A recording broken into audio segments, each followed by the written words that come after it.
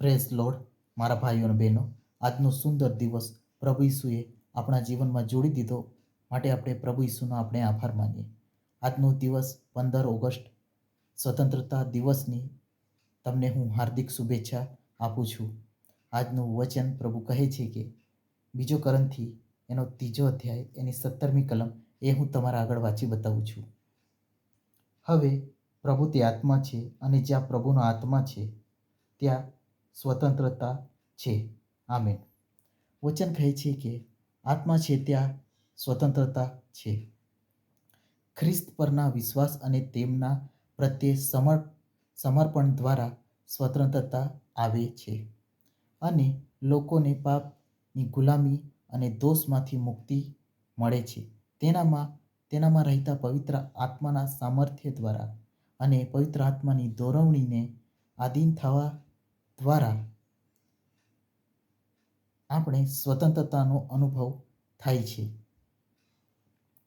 તેમજ બાઇબલમાં બીજું વચન કહે છે કે યોહાન 8મો અધ્યાય એની 32મી કલમ કહે છે કે અને તમે સત્યને જાણશો અને સત્ય તમને મુક્ત કરશે. આમીન. વચન કહે છે કે સત્ય તમને મુક્ત કરશે. માનવીય જ્ઞાનના સંદર્ભમાં ઘણી બધી બાબતો સાચી છે, છતાં લોકો પાપ, વિનાશ અને શેતાની સત્તામાંથી મુક્ત કરે એવું એક જ સત્ય છે. એ સત્ય તો પ્રભુ ઈસુ ખ્રિસ્ત તેમનામાં રહેલા વચન પ્રગટ કરવામાં આવેલા છે. ઈસુ ખ્રિસ્ત કૃપા તથા સત્યતાથી ભરપૂર હતા. તેઓ માર્ગ તથા સત્ય તથા જીવન છે.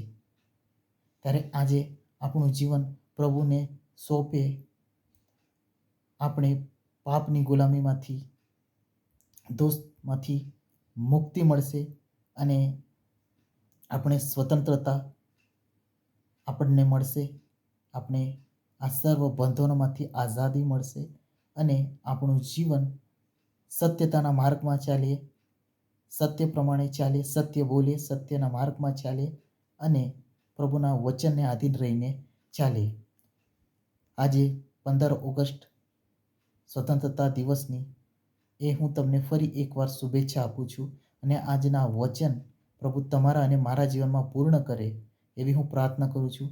અને આ વચન દ્વારા આપણને સ્વતંત્ર મળે, આઝાદી મળે અને આપણે હરેક બંધનોમાંથી મુક્ત થઈશું, પાપોમાંથી મુક્ત થઈશું અને પવિત્ર આત્માની દોરવણી અને સામર્થ્ય દ્વારા આપણું જીવન સફળ અને આશીર્વાદિત અને વિજયવંત થશે.